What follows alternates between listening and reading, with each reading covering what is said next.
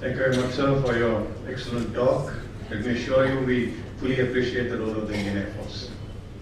We on to the operations of the Indian Navy, which will be delivered by Vice Admiral Anup Singh. Vice Admiral Anup Singh, Param Vishesh Seva Medal, Ati Vishesh Seva Medal, Nausena Medal, was commissioned into the Navy on 1st July 1973 and superannuated as the Commander-in-Chief of the Eastern Naval Command. During his illustrious career, he commanded 4 warships and as a flag officer commanding Western Fleet in July 2006, led Operation Sukoon, which was responsible for the evacuation of civilians from war-torn Lebanon. The Admiral has held varied important staff appointments, important of which are the Assistant Controller of Warship Production, Acquisition and Carrier Projects. He has been the Chief Instructor Navy at the Defence Services Staff College. He has been the Deputy Chief of Naval Staff and the Deputy Chief of the Integrated Defence Staff. The Admiral is a keen sportsman and adventurer. He has numerous achievements to his credit in these fields, principal among them being that he was the sailing master, the first ever square-rigged sail training vessel in India named Varuna, and also skippered the naval yacht Samudra during her Pacific crossing as a part of a round-the-world voyage. The Admiral is an enthusiast on maritime issues and has been alternating his time between the seminar and lecture circuits in India and abroad. He is a visiting faculty at the National Defence College, the Defence Services Staff College, and other institutions in India. He is a member of the Executive Council of the Institute for Defence Studies and Analysis, and is also a member of the Board for Armed Forces Historical Research at the USI. In addition to this, he is the Managing Editor of the Journal of the Indian Ocean Studies and Director with the Society for Indian Ocean Studies. I now invite Vice Admiral Anup Singh to give his talk on the naval operations undertaken during the 1965 war.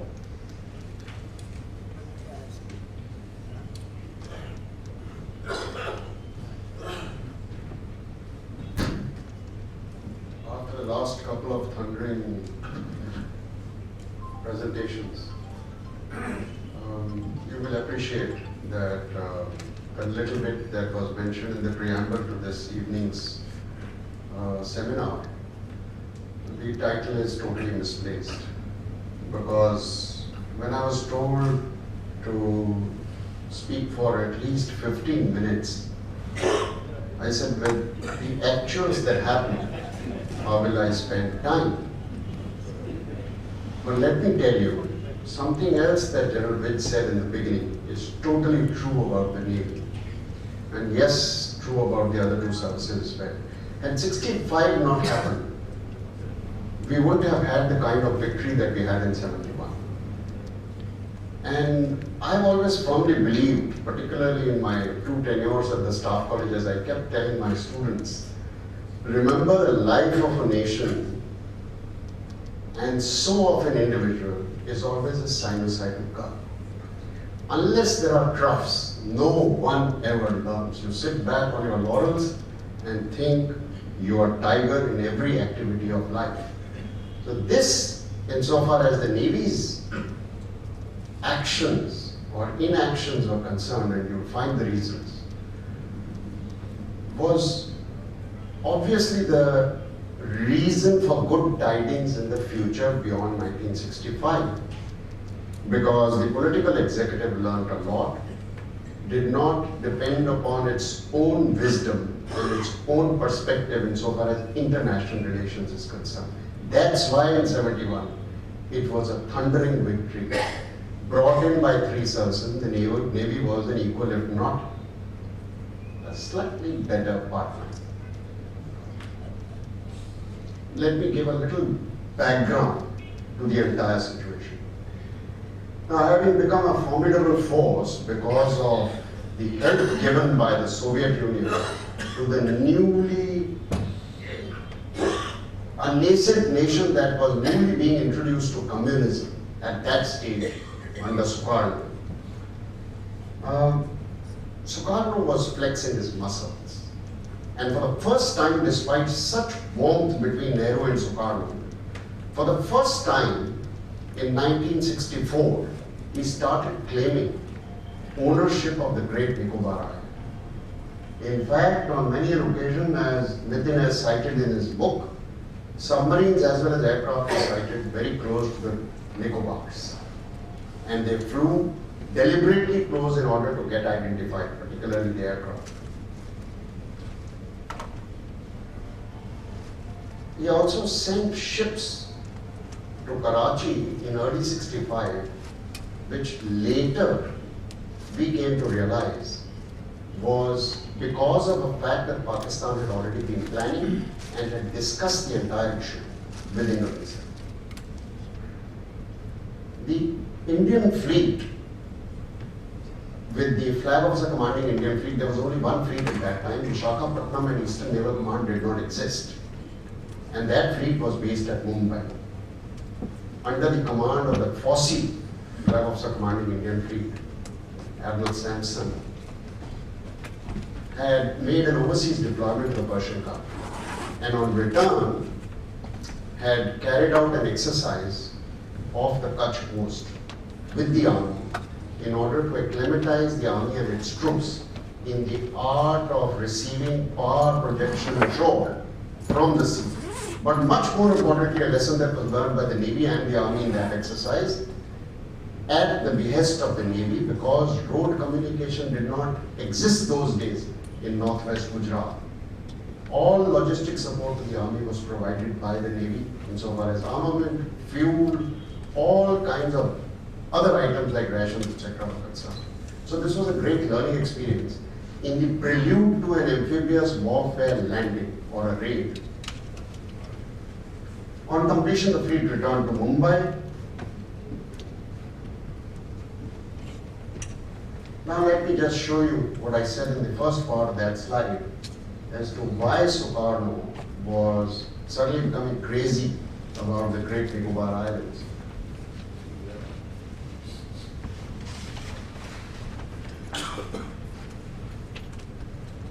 This is what I face actually over here, because there is incompatibility with the computer on which I designed the slides and the one that exists. That's why they're not going, but just look at that oval. It's just 18 nautical miles.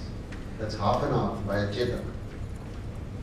And just because this realization dawned through misguided inputs from his own advisors, he was trying to claim ownership of the Great Nicobar. Renewed tension put Army on alert on the 26th of April, as you know. Therefore, Navy postponed the much required refit which had been planned much in advance of Vikrant, which was an old carrier bought from the Brits in 1961. And the squadrons of Alizés, Seahawks and a couple of Chetaks were again embarked on the ship.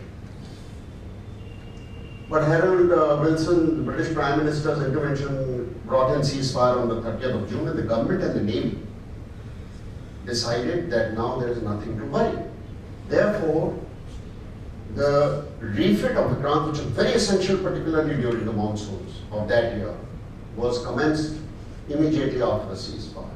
And the squadrons were disembarked as they used to be those days in Goa, half of them in Mumbai. 6 of the 18 other ships were also due for refit, and those refits had deliberately been planned during the monsoons. They were held back till the 30th of June. They were also put into refit.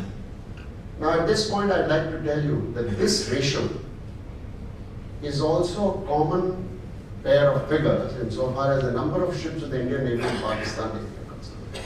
Destroyers and frigates. And of course 1 or 2 survey ships that we used to have, which used to treat like frigates. If we had 18 ships, the Pakistanis had just 6, and the vintage comparison was stark.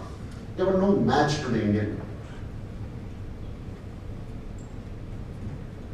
In July, anti-submarine warfare exercises were being conducted off the Madras of what is now called Chennai, which was a routine affair every year during the monsoons because we did not have any submarines. The Americans, of course, said that we don't make diesel-electric submarines. And nor did they ever want to offer anything of that sort to us. The British said, not yet. Even though Ghazi was handed over by the US, which was a diesel-electric much earlier.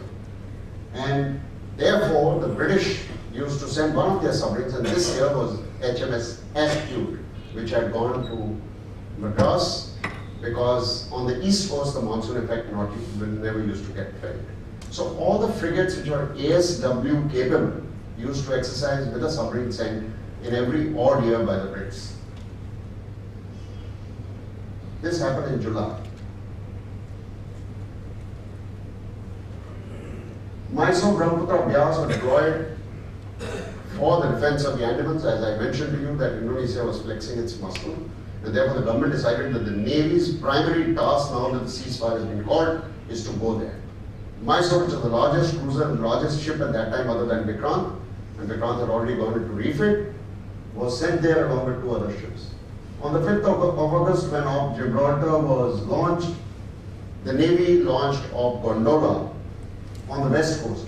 Talwar, which was under refit, was quickly boxed up in a matter of 7 days and sent to Puri Creek because there were intelligence that Pakistani ships were trying to get in there and trying to carry out some kind of bombardment ashore on the Indian side.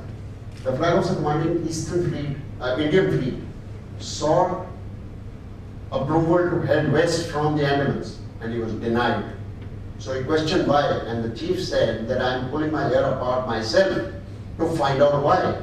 Because the government's orders were not to leave the Andamans A. B. No role for the Navy. Now, why did all this happen? The chief receives a file from the officiating defense secretary, H.C. Sareen, both the defense secretary and this officiating defense secretary was the secretary of defense production at the time. The defense minister, Mr. Y.B. Chavan, and the defense secretary had gone out of station. And therefore, since he was officiating, he got a call from wherever those 2 were to say immediately inform the Navy that you should read this. The Navy is not to operate north of Porbandar, as if Porbandar is beyond Iran. And that's what the Navy should have been doing, well beyond Iran.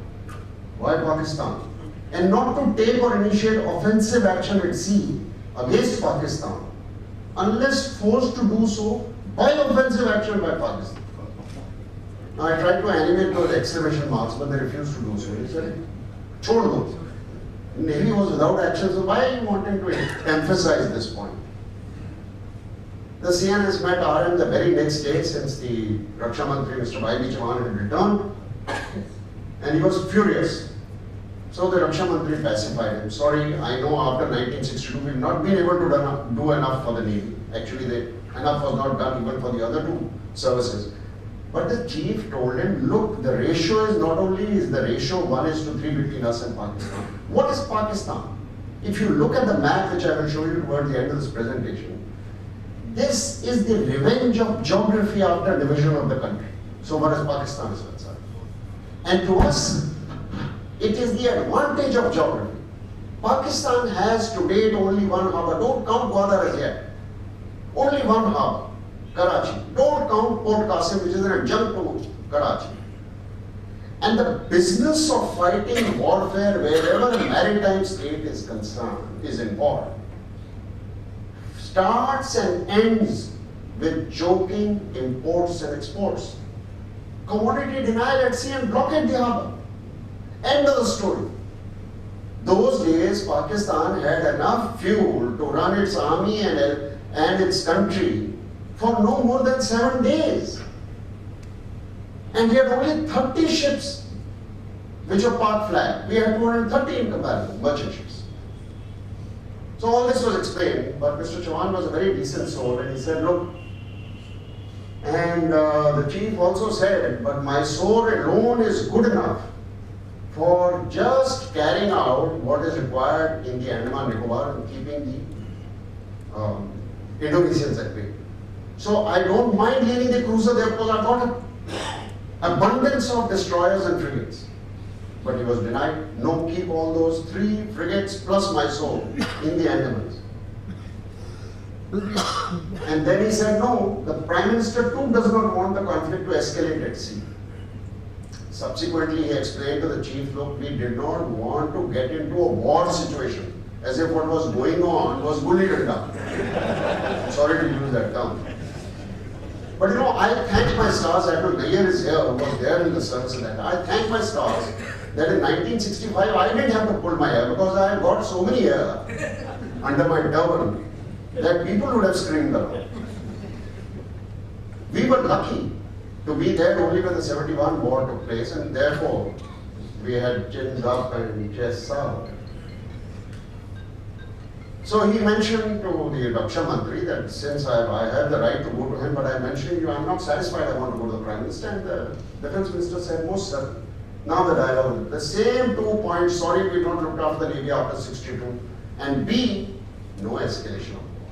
Therefore, Porbandar, which is a line which has been dictated to you, is the point up to which you will do defensive surveillance and guarding of our territory. So the chief said it is wrong to tie down one arm of the defense forces to passive action in a war situation. You must use all resources in the country if required on the police forces. No, we cannot allow escalation to a situation of war at sea. Because his view at that time, the Prime Minister's view at that time was that the international community is again going to come down very heavily. Let us keep everything which is happening on land hidden and say this is a localized conflict. He reminded the Prime Minister of the case of Germany, both the wars had certain situations.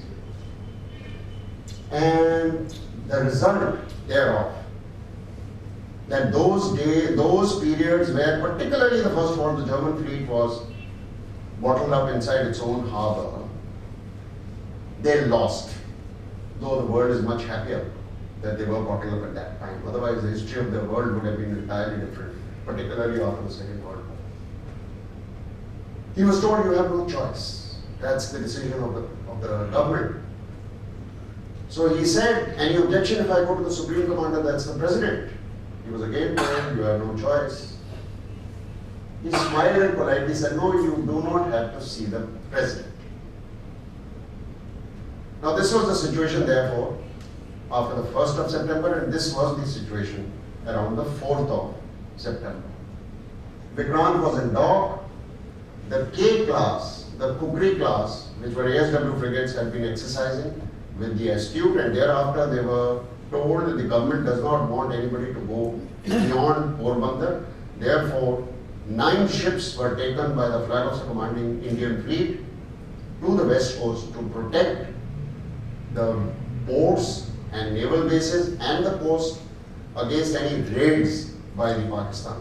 There was also intelligence given by the Central Intelligence Services that there is likely to be a raid on Bombay. And therefore, ships were deployed in defense of Bombay. And insofar as Mysore and the 3 B class, Brahmaputra, Betwa, Byas were concerned, they were continuing to patrol on the east side of the Andaman. This is a picture which tells you what was happening in the fleet. Majority of the fleet was on the east coast, and they were told to look after, if required, the Navy said, we will take charge on the East Pakistan side. But on the west coast, Vikrant was in dock, and there were only about 2 ships, till the other 7 ships joined.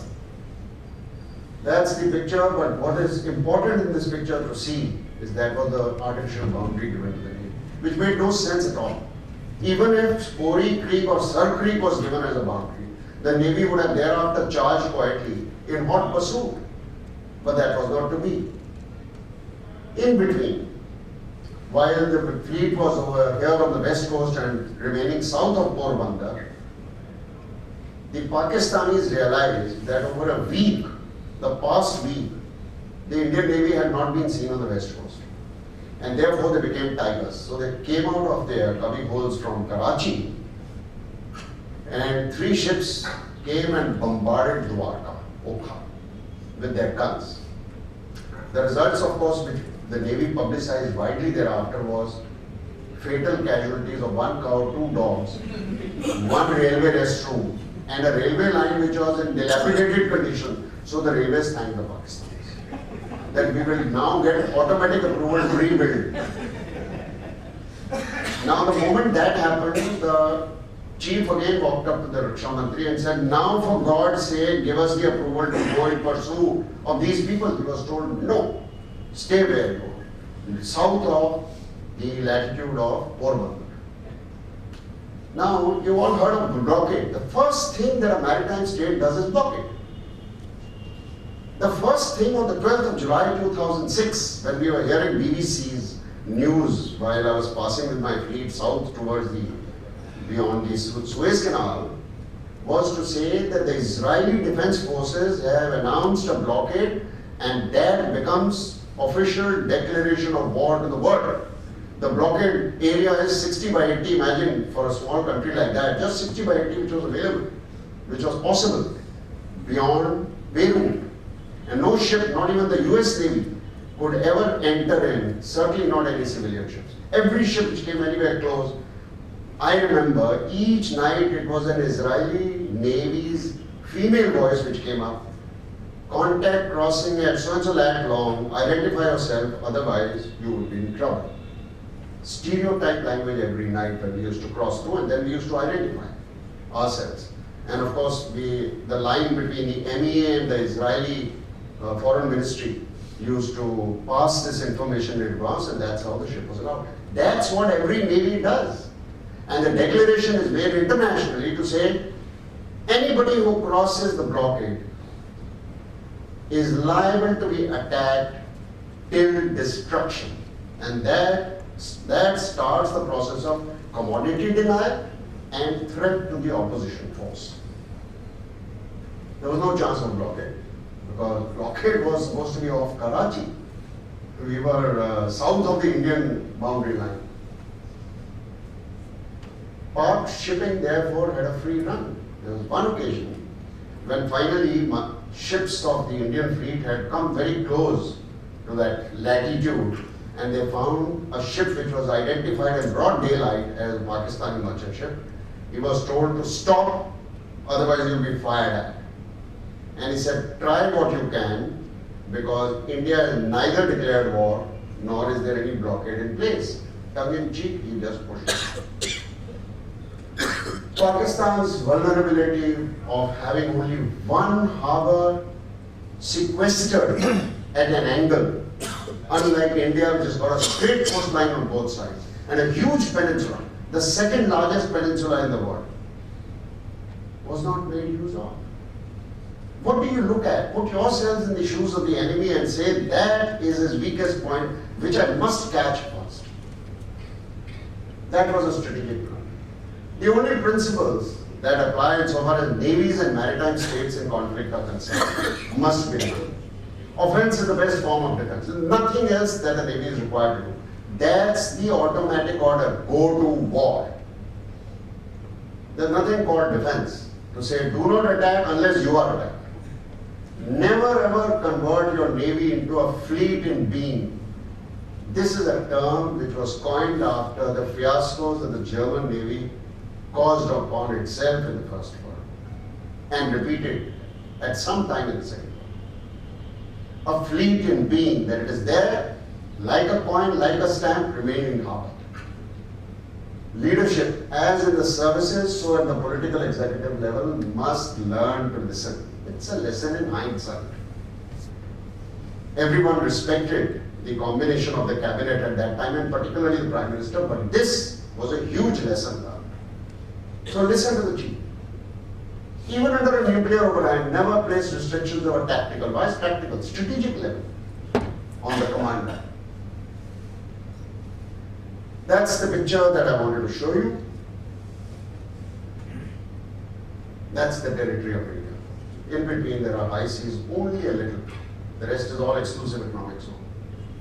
But look at India's territorial ownership. Andaman Nicobar, Lachadives, the entire peninsula, and I am still leaving out the hinterland in the north. That's huge. But you'll appreciate that when you look at Pakistan at the time. That's why Benazir Bhutto told her generals, all the corps commanders in a conference in 92 or 93, generals, do remember, Pakistan does not have strategic depth. Where is the strategic depth? And look at India. So if you are punched, where will you run? Not into Afghanistan.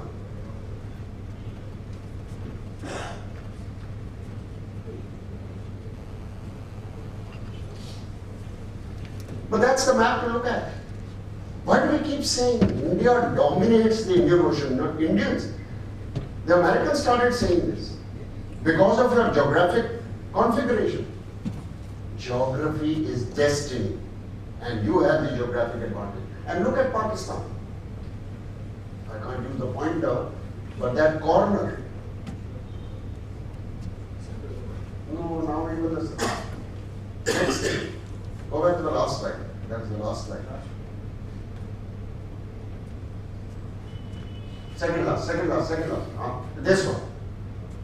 Mysore, the cruiser, which was the largest ship after Vikram, but much more damaging than Vikram, had 9 6-inch guns, which, as Nitin writes in his book, so beautifully describes the delivery potential of Mysore. Just with the 6-inch guns, 9 of them, Mysore had the capability to discharge and deliver 2.5 tons of ordnance, live war shots in 1 minute, per minute. And the magazines of Mysore were huge at 11,000 tons full displacement. It in addition had 8 4-inch guns, and in addition had 12 40mm, 40-60 Bofors for anti-aircraft fire, plus hundreds of small arms. And for Pakistanis, even small arms would have been enough. All denied. Now, if you really appreciate dominance of the Indian Ocean, or the strategic depth of India, look at this thing. Where are the rest? Nowhere. One more point I just wanted to make was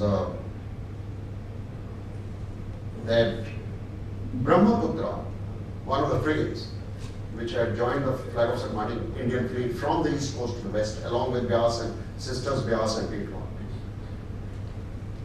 was declared sunk by the Pakistanis a night before the ceasefire on 23rd, and said, Ghazi has sunk Brahmaputra. So the Navy didn't get paid.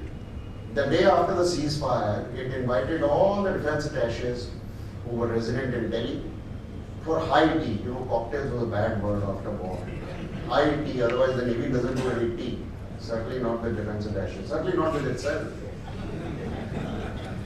And the high tea, of course, after sundown was quietly also converted to something else for a few of them who did not have problems. And along with them, a large posse of press persons were called from Delhi and Mumbai. And finally, the next day, the newspaper said what was supposed to be said. So that's the story. Thank you very much.